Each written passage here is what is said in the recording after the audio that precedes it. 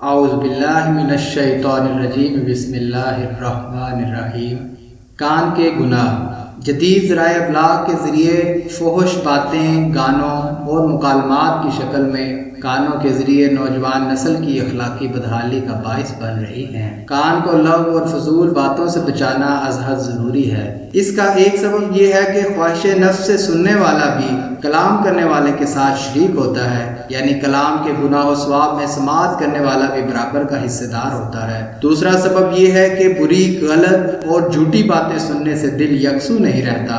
اس سے مختلف وساوس دل میں جنم لیتے ہیں اور نتیجے کے طور پر دوسروں کے بارے میں بے جا بدگمانی پیدا ہو جاتی ہے، یا گناہ کی رغبت سر اٹھاتی ہے، اطاعت نفس وجود میں آتی ہے اور پریشان خیالی کے پیدا ہونے سے باطنی طہارت پراگندگی کا شکار ہو جاتی ہے اور عبادت میں رکاوٹ پڑتی ہے۔ عرفا بیان کرتے ہیں کہ جس طرح اچھا اور پاکیزہ کلام ایمان کی تازگی کا باعث بنتا ہے، اسی طرح برے کلام کی سماعت ایمان کے زوال کا باعث بنتی ہے، جس کے نتیجے میں دل پراگندہ خیالی اور وساوس کا محل بن جاتا ہے۔ اس لیے قلب کو برے خیالات سے پاک رکھنے کے لیے ضروری ہے کہ اپنے کان کو بری باتوں کے سننے سے روکا جائے۔ قرآن حکیم میں تو بےہودہ اور جھوٹ بات سے اجتناب کا واضح حکم موجود ہے۔ ارشاد ربانی ہے، وَاجْتَنِبُوا قَوْلَ الزُّورِ، اور جھوٹی بات سے پرہیز کیا کرو۔ کئی مقامات پر اہل ایمان کی یہ خوبی بیان کی گئی ہے کہ وہ بے مقصد بات کرنے سے گریز کرتے ہیں، جبکہ جنت کی زندگی کے حوالے سے کلام الہی میں فرمایا گیا ہے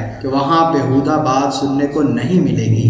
ارشاد باری تعالیٰ ہے، وَالَّذِينَ هُمْ عَنِ اللَّغْوِ مُعْرِضُونَ، اور جو بےہودہ باتوں سے ہر وقت کنارہ کش رہتے ہیں۔ وَإِذَا سَمِعُوا اللَّغْوَ أَعْرَضُوا عَنْهُ، اور جب وہ کوئی بےہودہ بات سنتے ہیں تو اس سے منہ پھیر لیتے ہیں۔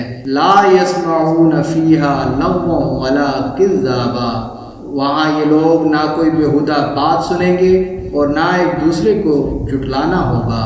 فی جنت عالیہ لا تسمع فيها لاغیہ، عالیشان جنت میں قیام پذیر ہوں گے، اس میں کوئی لغو بات نہ سنیں گے، جیسے اہل باطل ان سے دنیا میں کیا کرتے تھے۔ یہ ہے اہل ایمان کی شان کہ ان کے حواس ہر قسم کی بےہودگی سے محفوظ رہتے ہیں اور رہیں گے۔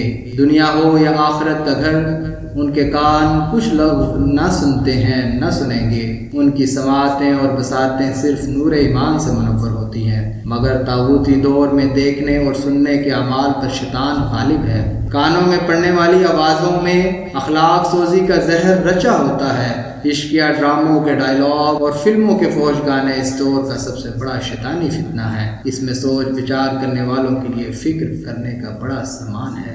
آج کل تو موبائل فون کا ناجائز استعمال سماعت کے ذریعے بے راہ روی کی وہ آگ بھڑکاتا ہے جس سے انسانی شخصیت کی اخلاقیات کی عمارت جل کر خاکستر ہو جاتی ہے۔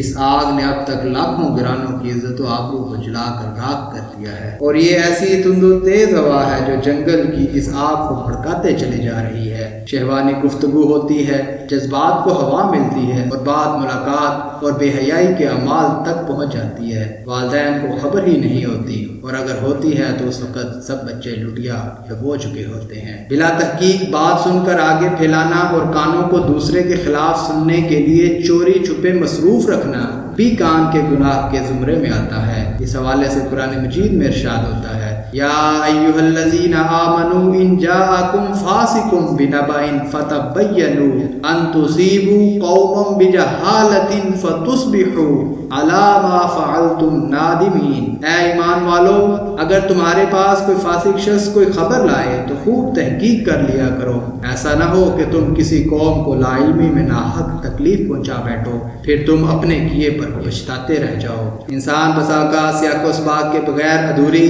اور غیر واضح بات کسی سے سن کر بدگمانی کا شکار ہو جاتا ہے، پھر یہ سلسلہ ایک کان سے دوسرے کان کے ذریعے پھیلتا پھیلتا اچھی خاصی ہنگامہ آرائی کا باعث بن جاتا ہے۔ بدگمانی کے اس ماحول سے محفوظ رکھنے کے لیے اللہ تعالیٰ خبردار کرتے ہوئے فرماتا ہے، ان السمع والبصر والفؤاد کل اولئک کان عنہ مسئولا، بے شک کان اور آنکھ اور دل ان میں سے ہر ایک سے باز پرس ہوگی۔ کسی شخص نے کوئی غیر واضح مشتبہ اڑتی بات سنی پھر بلا تحقیق خبر کے طور پر آگے پھیلا دی تو ایسا شخص خواہش نفس کا شکار ہو کر گناہ کا مرتکب ٹھہرا، وہ یقیناً گناہ گار ہوا، جیسا کہ حدیث مبارکہ میں رسول اکرم صلی اللہ علیہ وآلہ وسلم کا ارشاد گرامی ہے۔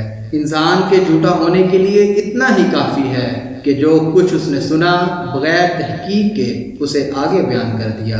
اللہ تعالیٰ کی مخلوق کی پوشیدہ باتوں کو پھیلانا اور مسلمانوں کی پردہ کشائی کرنا سخت ناپسندیدہ فعل اور گناہ ہے۔ سنی سنائی بلا تحقیق خبروں کی اشاعت اس دور کا بہت بڑا المیہ ہے جس سے بڑی معاشرتی بربادیاں جنم لیتی ہیں۔ مسلمانوں کو ایسے باتوں کی ترویج سے منع کیا گیا ہے۔ انسان کو اپنی یہ عادت بنا لینی چاہیے کہ بلا تحقیق بات کرنے والے شخص کی خبر باقاعدہ سننے سے اجتناب کرے، اور اگر نہ چاہتے ہوئے کوئی خبر کان میں پڑ جائے تو اسے آگے پھیلانے میں حصہ دار نہ بنے۔ ہم اللہ تعالیٰ سے کانوں کی اس گناہ پر معافی کے واسطگار ہیں۔